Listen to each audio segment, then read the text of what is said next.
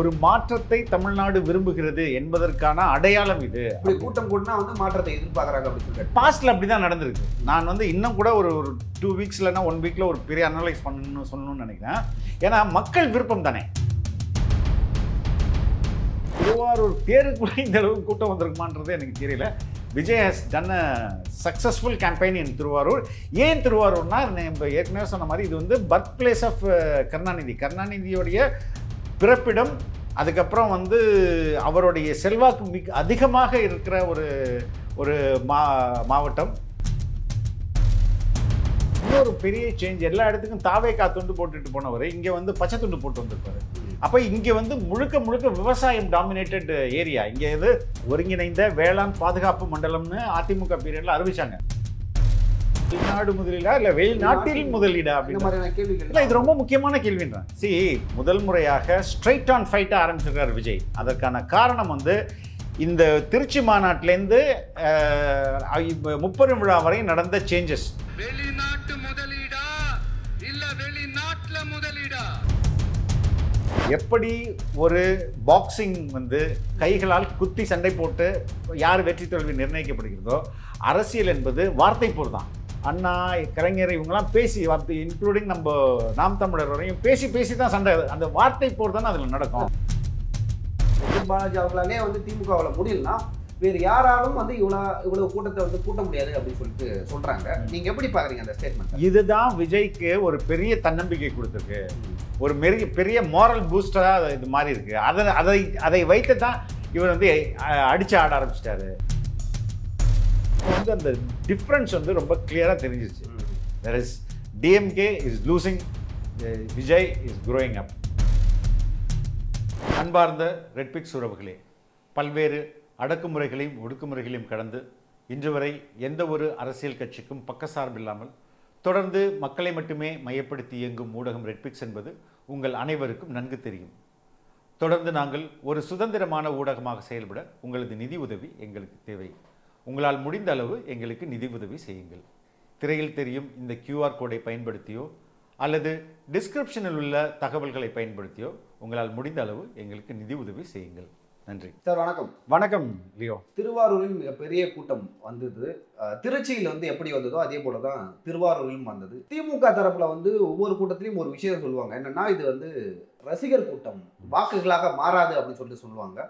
ஆனா அவருடைய சொந்த ஊரிலே, கருணாநிதி அவர்களின் சொந்த ஊரிலே வந்து இவ்வளவு பெரிய கூட்டத்தை நீங்க எப்படி பாக்குறீங்க? இல்லை, உண்மையிலேயே நான் மறுபடியும் சொல்றேன், இது வந்து ஒரு மாற்றத்தை தமிழ்நாடு விரும்புகிறது என்பதற்கான அடையாளம் இது. இப்படி கூட்டம் கூட்டினா வந்து மாற்றத்தை எதிர்பார்க்குறாங்க அப்படின்னு சொல்லிட்டு பாஸ்ட்ல அப்படிதான் நடந்திருக்கு. நான் வந்து இன்னும் கூட ஒரு 2 வீக்ஸ் இல்லைன்னா 1 வீக்ல ஒரு பெரிய அனலைஸ் சொல்லணும்னு நினைக்கிறேன்.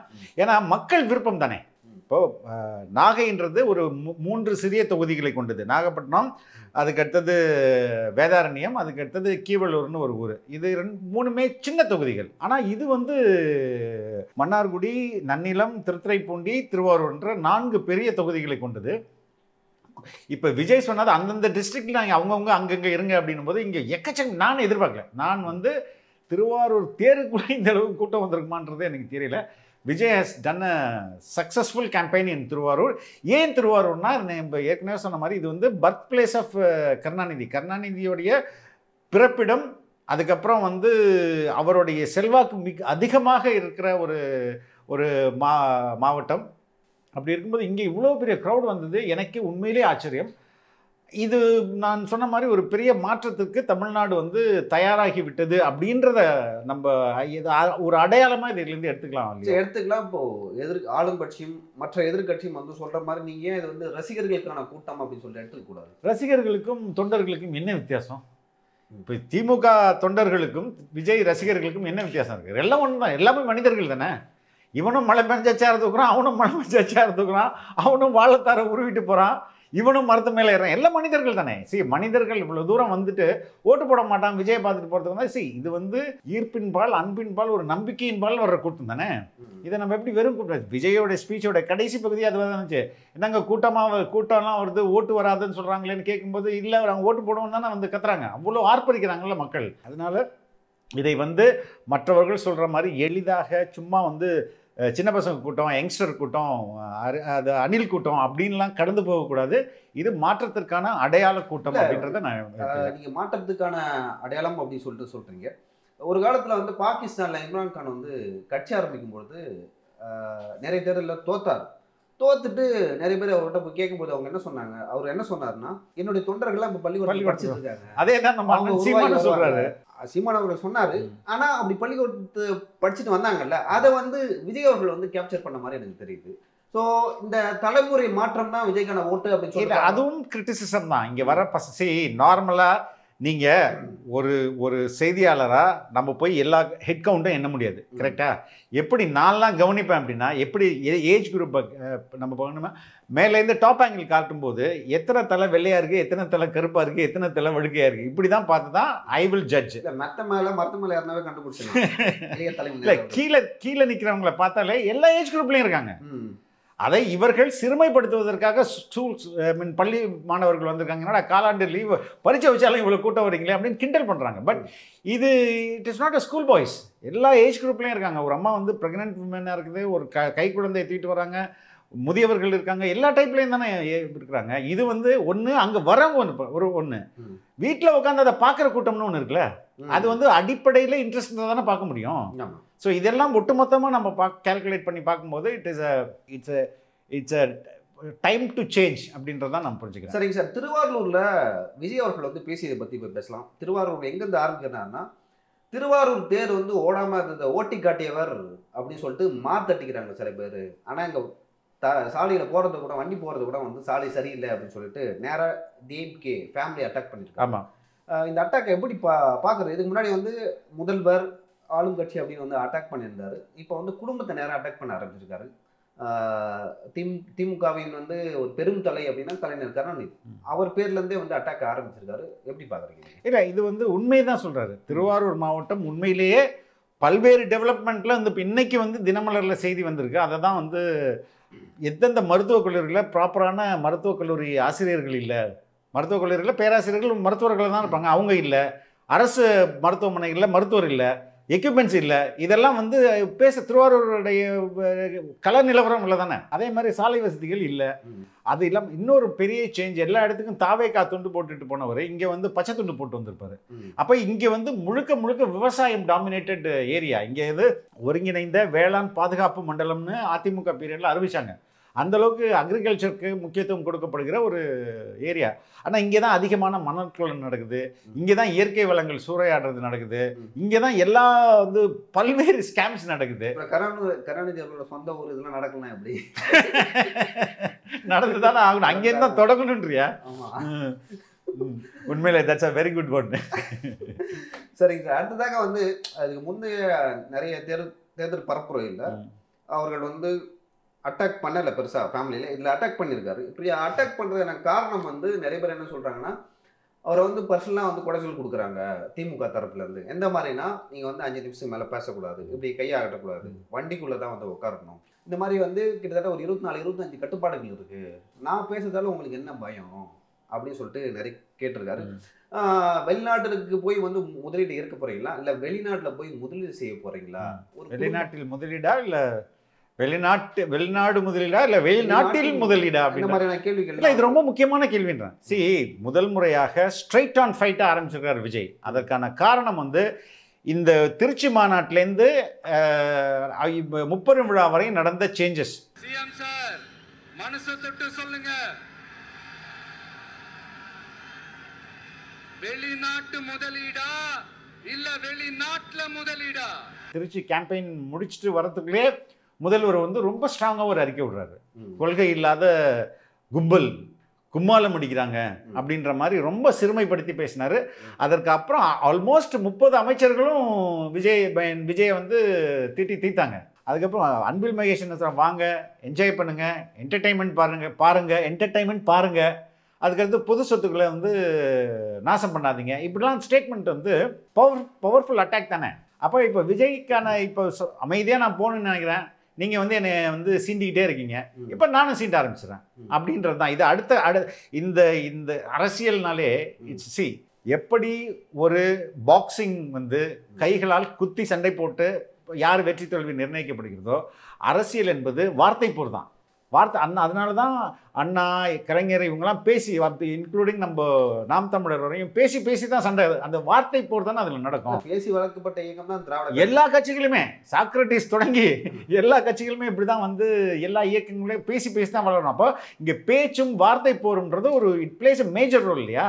அதை இன்னைக்கு விஜய் வந்து அவங்க திமுக ஆரம்பிச்சது, விஜய் வந்து அவர் சைட்லேருந்து ரிட்டாலியேட் பண்ண ஆரம்பிச்சிட்டாரு. இப்போ இன்னும் கடுமையாக விமர்சனங்கள் விஜய் மேலே அவங்க வைப்பாங்க. அப்போ தானே இவரும் வந்து வேகமாக வளர முடியும். இவர்களுடைய தொண்டர்களுக்கும் இவர் திருப்பி அடித்தா தானே அவங்க உற்சாகப்படுவாங்க. ஸோ அந்த வாரை வந்து அந்த போரை ஸ்டார்ட் பண்ணிட்டாங்க அப்படின்றதான் நான் நினைக்கிறேன். சரிங்க சார், நீங்கள் பேசும்பொழுது முப்பெரும் விழா அதை பற்றி வந்து சொன்னீங்க. அப்படி பேசும்பொழுது அது வந்து கரூரில் நடந்தது. திமுகவில் இருக்கிற ஒரு முக்கியமான தளபதினா இப்போதைக்கு வந்து செந்தில் பாலாஜி அவர்கள் தான். நான் திருச்சியில் தேர்தல் பரப்புரை நடந்ததில்ல, இல்லை வந்து மதுரை மாநாடு, விக்ரமாண்டி மாநாடு, இதில் பீட் பண்ணி காட்டுவேன், அதுக்காகவே அந்த மாநாட்டை செந்தில் பாலாஜி அவர்களிடம் ஒப்படைத்தார்கள் உண்மை திமுகவினர். ஆனால் அந்த மாநாடே பெருசாக சோபிக்கல அப்படின்னு சொல்லிட்டு சொல்கிறாங்க. செந்தில் பாலாஜி அவர்களாலே வந்து திமுகவில் முடியலன்னா வேறு யாராலும் வந்து இவ்வளவு கூட்டத்தை வந்து கூட்ட முடியாது அப்படின்னு சொல்லிட்டு சொல்றாங்க. நீங்க எப்படி பாக்குறீங்க அந்த ஸ்டேட்மெண்ட்? இதுதான் விஜய்க்கு ஒரு பெரிய தன்னம்பிக்கை கொடுத்துருக்கு, ஒரு பெரிய மோரல் பூஸ்டரா இது மாதிரி இருக்கு. அதை வைத்து தான் இவர் வந்து அடிச்சு ஆட ஆரம்பிச்சிட்டாரு. ஏன்னா நீங்கள் என்னதான் ட்ரை பண்ணாலும் என்னுடைய கூட்டத்தை உங்களால் கூட்ட முடியல, அப்போ யூஆர் ஃபெயில்ட் அப்படின்றத அந்த முடிவுக்கு வந்ததுனால தான் அவருக்கு ஒரு பெரிய கான்ஃபிடென்ட் இருக்குது, நம்ம இனிமேல் இறங்கி அடிக்கலாம் அப்படின்ற மாதிரி இறங்கி பேச ஆரம்பிச்சிட்டாரு. அமித்ஷா வந்தால் அது மாதிரி பண்ணுவீங்களா? ஒரு ஆர்எஸ்எஸ் லீடர் வந்தால் இப்படி பண்ணுவீங்களா? பிரைம் மினிஸ்டர் மோடி வந்தால் ஒயர் கட் பண்ணுவீங்களா? இது மாதிரி கேள்விகள்லாம். ஃபார் எக்ஸாம்பிள், இப்போ ஒரு ஆர்எஸ்எஸ் தலைவர் இங்கே வராருன்னு வச்சுக்கோங்க, இல்லை நம்ம பிரதமர் மோடிஜி அவர்களோ இல்லை உள்துறை அமைச்சரோ இங்கே வராருன்னு வச்சுக்கோங்க, இந்த மாதிரி கண்டிஷன்ஸ்லாம் போடுவீங்க, இந்த மாதிரி பவர் கட் பண்ணுவீங்க, இந்த மாதிரி வயர் கட் பண்ணுவீங்க, கொஞ்சம் கட் பண்ணி தான் பாருங்களேன். முடியாதுல்ல, பேஸ்மெண்ட் அதிரும்ல. நம்ம ஏற்கனவே சொன்னேன், உங்களுக்கு என்ன கஷ்டம் கொடுக்குறாங்க வெளிப்படையாக நீங்கள் பேசினாதாங்க மக்கள் வந்து உங்களுக்கு ஆதரவு கிடைக்கும். நம்ம பேசணுமா இல்லையா? ஆமாம். அப்போ இது மாதிரி தானே அவர் சொல்லணும். அடுத்தடுத்து என்னென்ன இன்னல்கள் வருது, மக்கள் பொதுவெளியில் வைங்க, மக்கள் வந்து அதை தீர்மானிக்கட்டும் அப்படின்றதுனால இப்போ பேச ஆரம்பிச்சது ரொம்ப நல்லதுன்றேன் நான். சரி, திமுகவுக்கு அவ்வளோ கூட்டம் வராதுக்கு காரணம் நீங்கள் என்னன்னு நினைக்கிறீங்க சார்? அயற்சி தான். நம்ம அயற்சியை தாண்டி இப்போ காசு கொடுத்தா வந்து கூட்டம் வந்துடும், ஓகேங்களா? யார் வேணாலும் அந்த கூட்டத்தை கொண்டு வரலாம். அதையும் தாண்டி அங்கே கூட்டம் வராததுக்கு காரணம் என்ன? இல்லை, எவ்வளோ பேருக்கு நீங்கள் கூட்டி வருவீங்க? எவ்வளோ பேர் தான் அவனும் கூப்பிட்டு வருவான். சரி, நீங்கள் வந்து மாவட்ட செயலாளராக இருக்கீங்க, பக்கத்தில் உள்ள ஒன்றியம் கிளை எல்லாத்துக்கும் தானே சொல்லி விடுவீங்க. அவன் எல்லாருமே இப்போ டிஎம்கேயோட நிலைமை என்னென்னா, சொந்த கட்சிக்காரனே நீ காசு கொடுத்தா தான் வேலை செய்வான், இப்படி ஆயிடுச்சு. ஆனால் விஜய்க்கு வந்து காசு கொடுக்கணும்னு சொந்த கட்சிக்காரனாக இருக்கணும்னு இல்லை, ஆன் தேர் ஓனாக வரான். புரியுதுங்களா? அது அப்போ ரெண்டுக்கும் உள்ள வேறுபாடு நிறைய அதிகமாக வருது. பணம் கொடுக்காமலே வருது. பணம் கொடுத்தும் வந்து கூட்டம் வந்து சேர்க்க முடியல. பணத்தை கொடுத்துட்டு அந்த பணத்தை நான் அடிச்சுட்டு போறேன், நான் எதுக்கு கூட்டத்தை கூட்டணும்? அப்புறமா கணக்கு சொல்லிக்கலாம். டெண்டர் வாங்க முடியல, கட்சியிலையும் வந்து செலவுக்கு பணம் கொடுக்க மாட்டாங்க. அவங்க சம்பாதிக்கிறதுக்கு இதான் ஒரே வழி. ஆமா, சரி, ஒரு கட்சிக்காரனா எந்த ஊழல் செயல்களிலும் கீழே இருக்க அந்த கீழே ஒர்க் பண்ணுவாங்கள்ல, கிராஸ் ரூட்ல, அவங்களுக்கு காசு போய் சேரலையே. கிளை செயலாளர், ஒன்றிய செயலாளர், அவங்களுக்கெல்லாம் எங்கே காசு போய் சேருச்சு? எல்லாமே வந்து highly not only channelised, digitalised app வச்சு மானிட்டர் பண்ணுற அளவுக்குள்ள வளர்ந்துருக்குது. ஸோ அப்படி இருக்கும்போது நம்ம எப்படி அவன்கிட்ட எதிர்பார்க்க முடியும்? எத்தனை வருஷம் தான் அவனே செலவு பண்ணிகிட்டே இருப்பான்? அது இல்லாமல் நீங்கள் அல்டிமேட்டாக கடைசியாக பொதுமக்களை தானே கூப்பிட்டு வரணும். ஆமாம், எல்லாம் நீங்கள் நல்லா பார்த்தீங்கன்னா இப்போ இந்த முப்பெரும் விழாவையும் இதையும் கம்பேர் பண்ணி பார்ப்போம். முப்பெரும் விழாவில் வீடியோஸ் எல்லாம் பாருங்கள், நிறைய வயதானவர்கள் தான் இருந்தாங்க. ஆமாம். ஏன் வயதானவர்கள் வர்றாங்க? அவங்களுக்கு மற்ற வேலைக்கு போக முடியாதுங்க. மற்ற உடல் உழைப்பு தரோ, ஒரு நடவு நடுறதோ, நாற்று நடுறதோ, இல்லை வந்து நெசவு செய்கிறதோ, அதுக்கெல்லாம் போக முடியாது. அவங்களுக்கு இந்த 200 ரூபாவோ 1000 ரூபாவோ நல்ல காசு, ஒரு நாள் வந்து உட்காந்துட்டு போகிறதுக்கு காசு தானே. அப்போ யார் அதிகமாக வயது முதிர்ந்தவர்கள்லாம் அதிகமாக வராங்க. ஸோ இது வந்து நான் இப்போ வந்து அந்த டிஃப்ரென்ஸ் வந்து ரொம்ப கிளியராக தெரிஞ்சிச்சு. There is DMK is losing, Vijay is growing up அப்படின்றத நம்ம கிளியர் கட்டாக பார்த்த முடியும். அதை தாண்டி வந்து இளைய தலைமுறையினரும் வந்து திமுக பக்கம் இல்லை, அதனால தான் வந்து முப்பெரும் விழாவிலே அதனால நம்மளால பார்க்க முடியல அப்படின்னு எடுத்துக்கலாமா? ஆமாம், இளைய தலைமுறைகளை அட்ராக்ட் பண்ணுறதுக்கு அவங்க என்ன பண்ணாங்க? உதயநிதி இருக்காரு. உதயநிதி என்ன பண்ணாரு? உதயநிதி விஜய் கட்சி ஆரம்பிக்கிறதுக்கு முன்னாடியே வந்து பொறுப்பு வாங்கிட்டு அமைச்சராகவே ஆயிட்டாரு. அப்போ அவர் என்ன பண்ணியிருந்துருக்கணும்? இளைஞர் துறை தானே அவருக்கு கொடுக்கப்பட்டது. இளைஞர் துறைனா நீங்கள் விளையாட்டுத்துறை கொடுத்ததே ஊருக்கு போய் கிரிக்கெட் பேட் கொடுக்கலாம், பால் கொடுக்கலாம், இளைஞர்களை கவர் பண்ணலாம் தானே கொடுத்தாங்க. அவர் என்ன பண்ணார்? அதை பண்ணார் அவரு. கொடுத்தாங்க, எல்லாரும் பேட்லாம் கொடுத்தாங்க. இல்லை நீங்கள் அதை கொடுத்தாலும் எப்படி கவர் பண்ண முடியும்னு நான் கேட்குறேன். இல்லை, அது ப்ராப்பராக செஞ்சுருக்கணும்லன்னு சொல்கிறேன். அந்த வேலையை அதுக்கு முன்பே சீமான் செய்ய ஆரம்பிச்சிட்டார்ல. இன்னைக்கு இவங்கெல்லாம் வளர்ந்ததுக்கு காரணமே நீங்க தானே. நீங்க சரியா செயல்படாதனால தானே இவங்கெல்லாம் வளர்றாங்க. அப்போ அது ப்ராக்டிக்கலா நீங்க ஒத்துக்கணும். It's a time for you to accept your failures. சரிங்க சார். இப்போ விஜய் வந்து எல்லா தேர்தல் பரப்புரையிலையும் வந்து மற்ற கட்சிகளை விட பாஜகவையும் விமர்சனம் செய்கிறார். இதில் வந்து பெருசாக விமர்சனம் செய்யணும்னு நினைக்கிறேன். இல்லை, இப்போ வந்து செஞ்சான்னு நினைக்கிறேன். எதுக்குன்னா இந்த தமிழர்கள் இந்திய மீனவர்கள்னு மீடியா சொல்லும், தமிழ்நாட்டில் சுடப்பட்ட மீனவர்கள் தமிழ் மீனவர்கள்னு சொல்லணும். அதுக்கு வந்து நீங்கள் அப்படி சொல்கிறீங்க, அதுக்கு நாங்கள் என்ன அப்படி சொல்வதற்கு நாங்கள் என்ன பாசிச பாஜகவா அப்படின்னு கேட்டிருந்தாரு. அது ஒரு கிரிட்டிசிசம் இருந்தது. அதை தாண்டி வந்து மீனவர்கள் மற்றும் ஈழத்தமிழர்களை குறித்து பேசியிருந்தாரு நாகை மாவட்ட தேர்தல் பரப்புரையில். நீங்க எப்படியா சார் அதை பாக்குறீங்க? மீனவர்கள் வந்து குறித்து அது வந்து நாகை மாவட்டத்தோட வந்து ஒரு பிரச்சனை, மீனவர்களோட பிரச்சனை.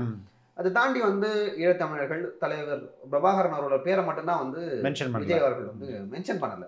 மற்றபடி வந்து தமிழர்களுக்கு வந்து ஒரு தாயாக இருந்தவர், அவங்க தாயை இறந்துட்டாங்க அவங்க அப்படின்னு சொல்லிட்டு சொன்னாரு. அவர்களுக்கு நான் எப்பயுமே ஆதரவா இருப்பேன்.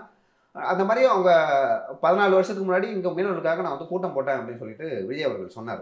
எப்பொழுதுமே வந்து மீனவர்கள் அதே போல் ஈழத்தமிழர்கள் பற்றி தமிழ்நாட்டில் பேசுகிற ஒரே அரசியல் தலைவர் நிறைய பேர் பேசுகிறாங்க. முக்கியமாக அது மட்டுமே வந்து தன்னுடைய கொள்கையில் ஒரு முக்கியமான விஷயமா சீமான் அவர்கள் பேசுகிறார். சீமான் அவர்களுடைய வாக்கு வங்கியை வந்து கவர விரும்புகிறாரா விஜய் அவர்கள்? இல்லை, அப்படி சொல்ல முடியாது. அந்த டெரைன், அந்த ஏரியா வந்து ஈழத்தோட ரொம்ப நெருங்கிய தொடர்புடையது. அந்த இடத்துல நீங்கள் மீனவர்கள் பிரச்சனையை பேசும்போது ஈழத்தமிழர்கள் பிரச்சனை பேசாமலும் இருக்க முடியாது. விஜயோட மனைவியே ஒரு ஈழத்தமிழர் தானே ஒன்று. ரெண்டாவது, மீனவர்கள்ன்றது மற்ற இந்தியாவில் உள்ள மற்ற மாநிலங்களை விட தமிழ்நாட்டில் வந்து அதிகமான ஒரு மக்கள் தொகை கொண்டது. கோஸ்டல் ஏரியா நம்மளுக்கு நிறைய இருக்கும். இங்கே கன்னியாகுமரியில் ஆரம்பித்து நம்ம சென்னை தாண்டி வரோம். இல்லை, சென்னை கன்னியாகுமரியில் ஆரம்பித்து ஃபுல்லாக சென்னையை தாண்டி வரையும் இப்போ உங்களை திருவள்ளூர் வரையும் வரும். அப்போ இந்த பெரும்பாலுமான மீனவர்கள் நம்ம கடலூருக்கு அந்த பக்கமே எடுத்துக்கலாமே, கடலூர்லேருந்து கன்னியாகுமரி வரையும் இருக்கிறவங்க. இப்போ இந்த டெல்டா மாவட்டத்தில் இந்த பகுதியில் இருக்க வந்து நாகப்பட்டினம், அதுக்கப்புறம் மல்லிப்பட்டினம், அம்மாப்பட்டினம், இது மாதிரி நிறைய பட்டணங்கள் இருக்குது. இங்கெல்லாம் வந்து மீனவர்களில் யார் அதிகமான மீனவர்களாக இருப்பாங்கன்னா இஸ்லாமியர் மீனவர்களாக இருப்பாங்க. அப்போது நாகூர், இப்போ டெல்டா இந்த போன நாகப்பட்டினம் வந்தாலும் திருவாரூர், இங்கேயும் இஸ்லாமியர்களுடைய அடர்த்தியான ஒரு பாப்புலேஷன் இருக்குது. அப்போ அந்த இஸ்லாமியர்கள் தான் மீனவர்களாகவும் இருக்கிறாங்க. ரெண்டாவது, கிறிஸ்தவர்களும் அங்கே இருப்பாங்க. இப்போ விஜயோடைய டார்கெட்டே தலித், மைனாரிட்டிஸ், விமன். அப்போ இந்த மைனாரிட்டியில் ஃபிஷர்மேனும் அங்கே இருக்கிறாங்க. இப்போ எல்லாரையும் வந்து நீங்கள் கவர் பண்ணுற மாதிரி ஒரு ஸ்ட்ராட்டஜிக்கலாக தான் இதை பிளான் பண்ணியிருக்காங்க. நான் ஏற்கனவே சொன்ன மாதிரி இங்கே விவசாய தொழிலாளர்கள் பெரும்பாலும் பல்லர் சமூகமும் பறையர் சமூகமும் விவசாய கூலிகளாக இருப்பாங்க, இல்லைன்னா சிறு குறு விவசாயிகளாக இருப்பாங்க. அவங்கள ஈஸியாக டார்கெட் பண்ணிட முடியும். இப்போ இந்த மன்னார்குடிக்கு அந்த பக்கம் போகும்போது தான் லைக் பட்டுக்கோட்டை, பேராவூரணி, இந்த சைடில் தான் முக்குளத்தோருடைய டாமினேஷன் அதிகம். மன்னார்குடியிலேருந்து ஆரம்பிக்கணும்னு வைங்களேன்.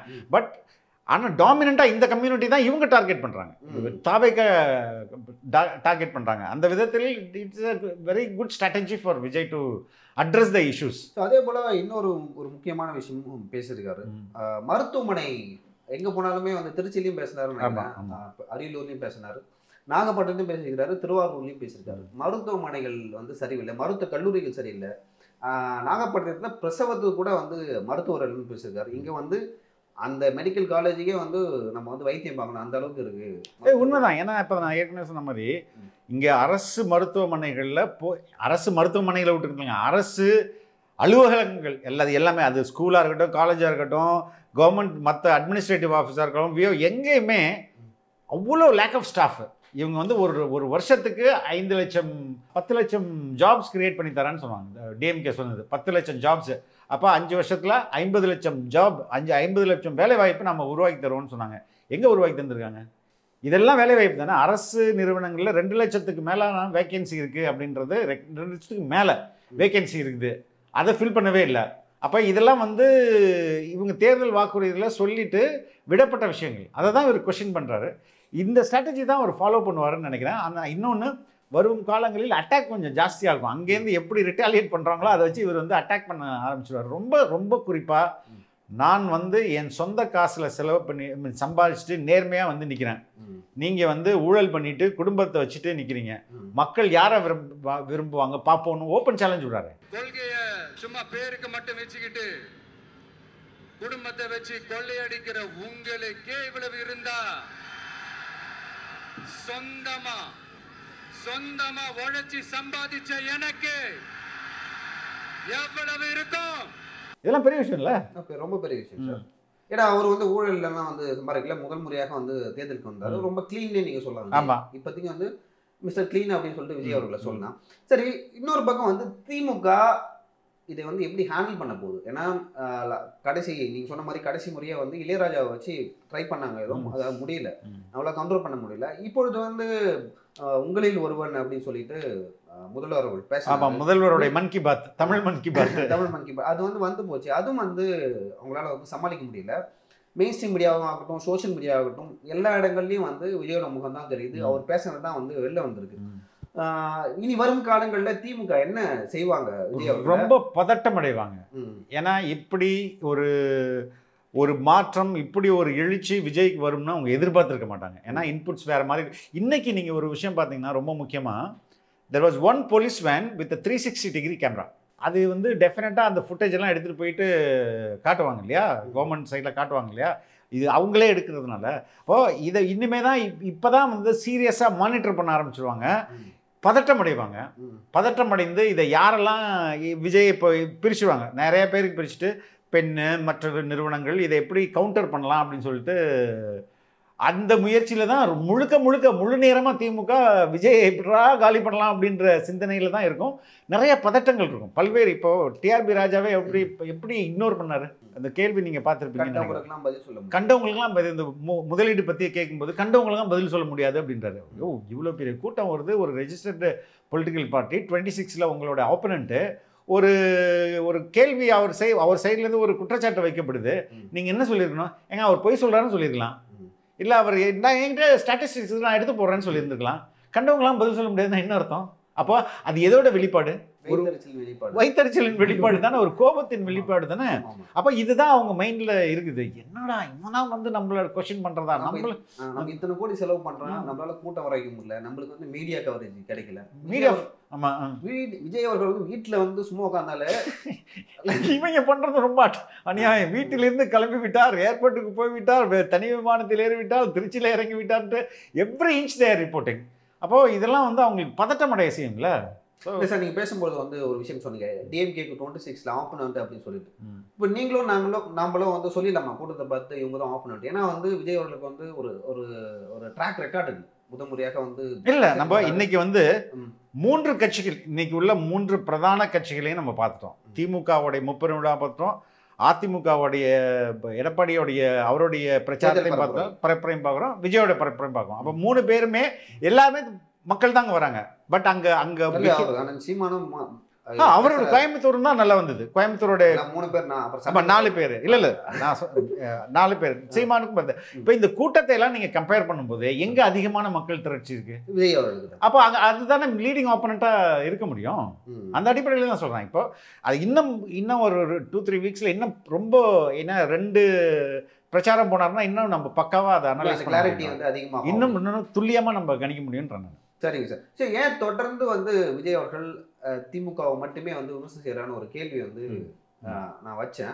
இந்த இதுலயும் வந்து அதிமுகவை பத்தி எதுவும் பேசல, மற்ற கட்சிகளை பத்தி எதுவும் பேசல. ஏன் வந்து அமைதியா இருக்காரு? இன்னைக்கு அவருடைய டார்கெட் யாரு? சரி, திமுக வந்து அவங்க தான் அவர்களை எதிர்த்து தான் இப்போ அரசியல் பண்ண முடியும். அதிமுகன்றது பவர்ல இல்லை. ரெண்டாவது, அதிமுகவையும் அவர் வந்து ஒரு சக கட்சியை தான் நினைக்கிறாரு. அங்கேருந்து நம்மளுக்கு வந்துருவாங்க பெருசா அப்படின்றதான் நினைக்கிறாரு. அதுக்கு நான் ஏற்கனவே சொல்லிட்டு இருக்கேன். அந்த அதிமுக தொண்டர்களின் மனநிலையும் தாவைக்கா தொண்டர்களின் மனநிலையும் கிட்டத்தட்ட ஒன்றுதான். அவங்க வந்து பழைய எம்ஜிஆருடைய தொண்டர்கள், பழைய ஜெயலலிதாவுடைய தொண்டர்கள். இப்போ வந்து இவர்கள் வந்து விஜயோட தொண்டர்கள். மனநிலை என்னவோ சேம் தான் எல்லாருக்கும்.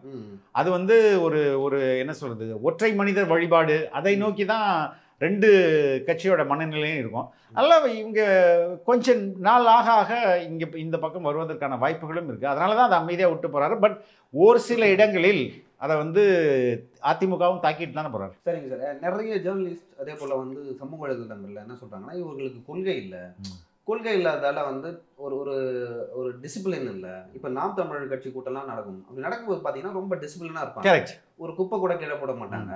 ஸோ இவங்களுக்கு என்ன கொள்கைன்னு என்ன தெரிஞ்சாதான் அரசியல்னா என்னன்னு தெரியும், அரசியல் தெரிஞ்சாதான் டிசிப்ளினாக இருப்பாங்க. ஸோ இவங்களுக்கு எதுவுமே இல்லை அப்படின்னு சொல்லிட்டு ஒரு சாரார் சொல்கிறாங்க. அதை நீங்கள் எப்படி பார்க்குறீங்க? அது வந்து ஏற்றுக்கொள்ளக்கூடியது தானே? ரைட், ஏற்றுக்கொள்ளக்கூடியது. நாம் தமிழரையும் நாம் தமிழரோட தொண்டர்களையும் தாவைக்கா தொண்டர்களையும் நீங்கள் கம்பேரே பண்ண முடியாது. அவர் கிட்டத்தட்ட 12 வருஷமாக 2%, 4%, 6%, 8%ன்னு பேசி பேசி பேசி பேசி ஒரு ஒரு ஒரு ஒரு ஒரு ஐடியாவுக்கு, ஒரு கொள்கைக்கு ஈர்த்து வச்சுக்கிறாரு. அது தமிழ் தேசியம்ன்ற ஒரு கொள்கை, என்ன சொல்ற என்வாயன்மெண்ட் பற்றிய புரிதல், இதெல்லாம் இருக்குது.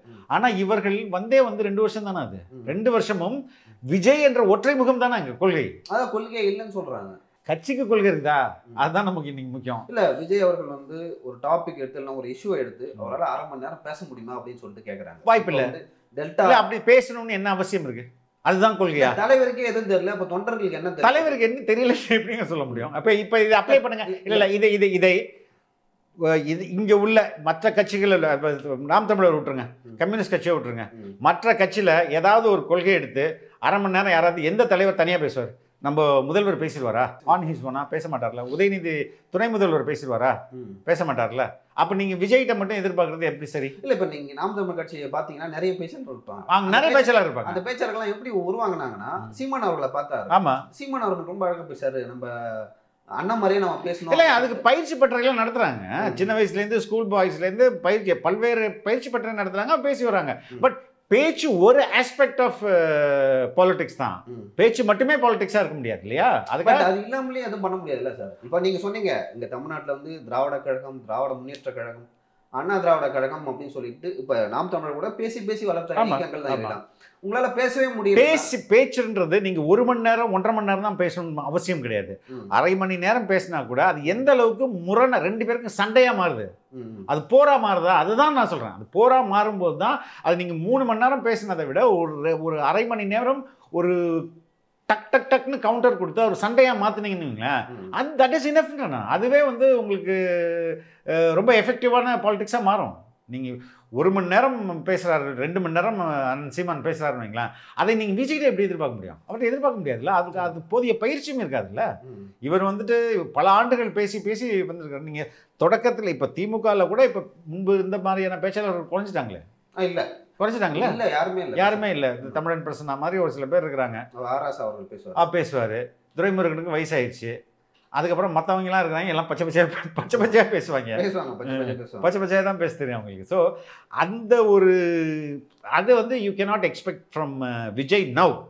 Maybe in due course of time maybe இந்த ஆண்டோட எண்டில், அடுத்த ஆண்டு துவக்கத்தில், தேர்தலுக்கு முன்பு, ஏன்னா உங்களுக்கு கிட்டத்தட்ட ஒரு எத்தனை வாரம், 13 வாரம், 20 வீக்ஸ் ஏதோ போகிறார் இல்லையா? அப்போ ஒவ்வொன்றும் பேசி தானே ஆகணும்.